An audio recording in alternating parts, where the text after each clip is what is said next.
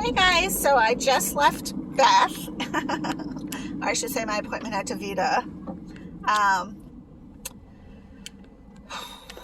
Traffic is insane right now. I just have to say that. I don't know why it's so insane. Like, there's no reason for it to be insane. Although there was a train. I don't know. Anyways, and my appointment went really well.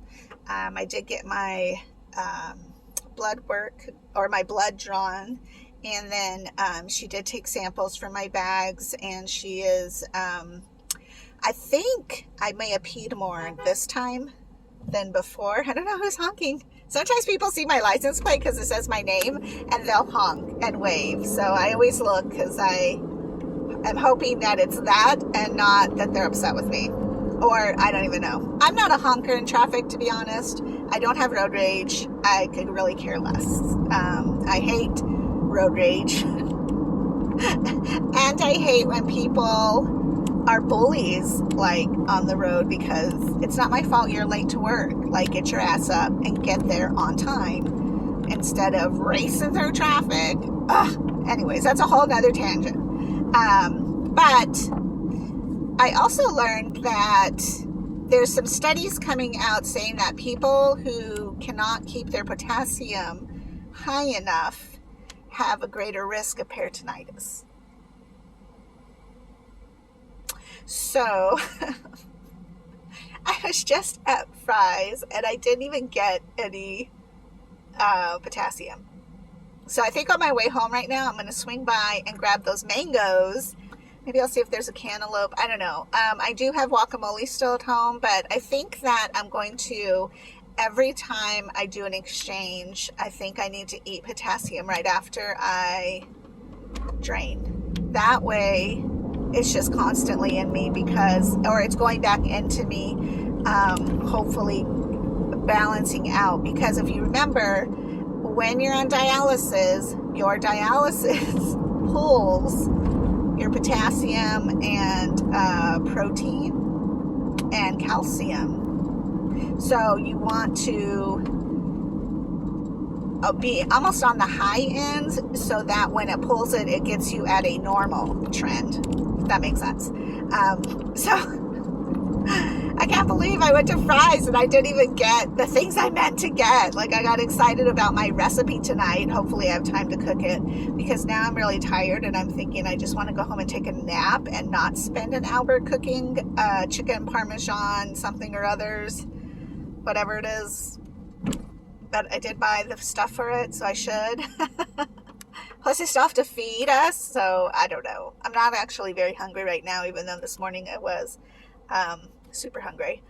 I wish that we were more educated in just real life things, like how to balance a checkbook, like that was a course in school, or, you know, like how do you do your taxes, how do you fill out a W-2, but also like how do you eat really well, instead of like just the basic food pyramid, like, oh, eat some apples and some fruit, you know, like what is your body demanding? Why would it demand certain things? For example, mine will demand potassium because I'm low in it.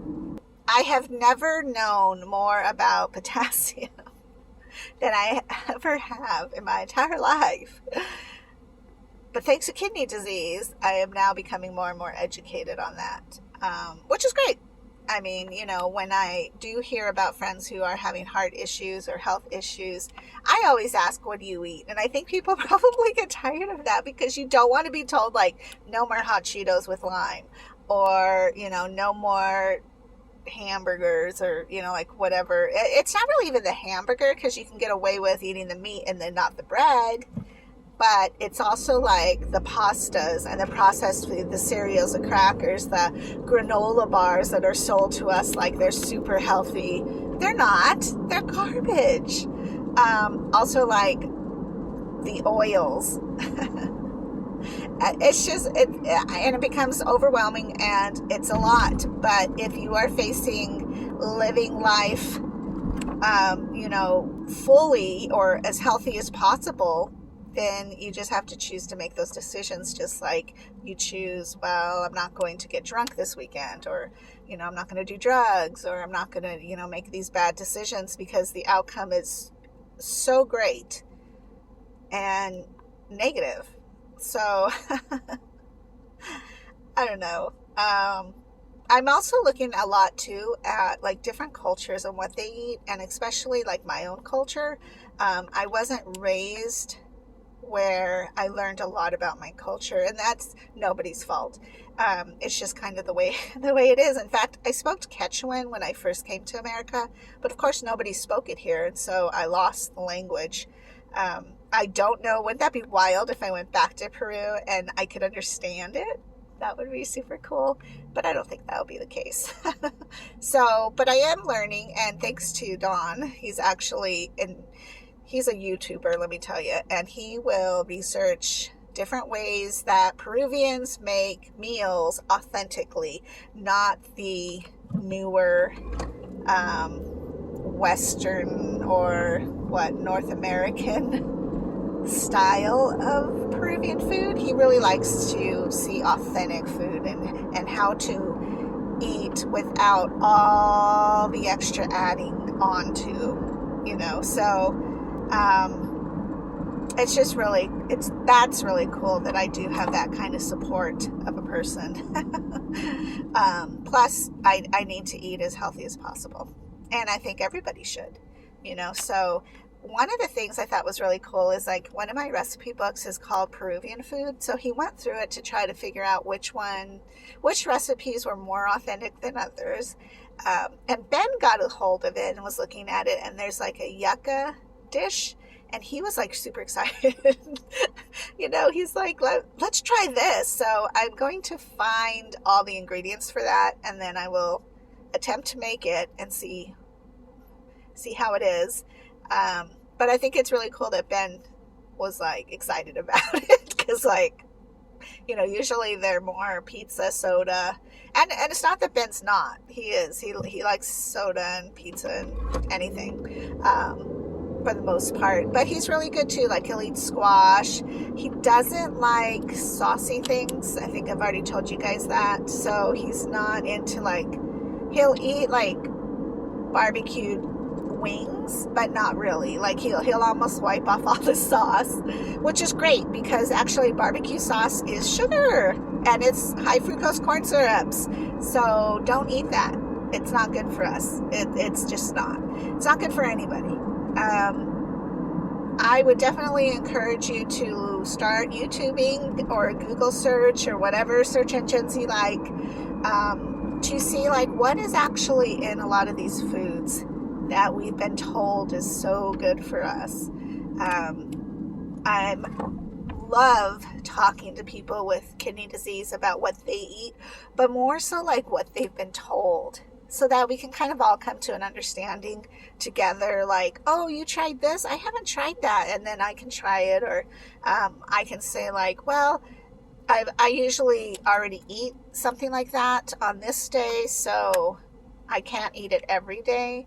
I had one gal contact me and tell me that she was so frustrated because she got diagnosed with kidney disease, stage 3, and she was so overwhelmed by the diet changes that she gave up, and she was eating a hard-boiled egg every day. And yes, that's great because her fibrin's probably under control, but the problem is that you get burnt out by that. I'm already burned out by the avocado. I'm burned out by the banana. I'll do an orange. That's still great. I am excited to go get the mango right now, because that's just a different thing. But, reach out if you are changing up your diet, because, it takes a village to raise a child, I feel like, but it takes all that kind of wisdom and information and experience to help us come to ideas of how we can eat, or ideas of what is just better for us in general. So I did help her. I gave her like lots of examples of what I do and what I eat so that she was able to say, okay, there is hope. But one of the things that she had to wean herself off of was soda, pasta, and breads. So I will say that probably my biggest bread consumption would be an English muffin or sourdough. And I might eat that once a week, and I might not. So I don't actually have an addiction, but I know what it's like to feel like you're just so hungry for it. Some butter and some jelly. Jelly's just high fructose corn syrup.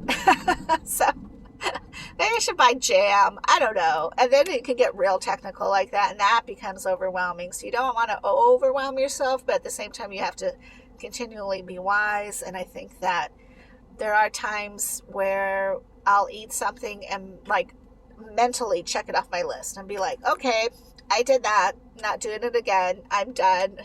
Or you feel like a friend of mine at the bar always gets the pretzel with cheese. Now that cheese is crap, it's plastic, so it's really not something you should eat.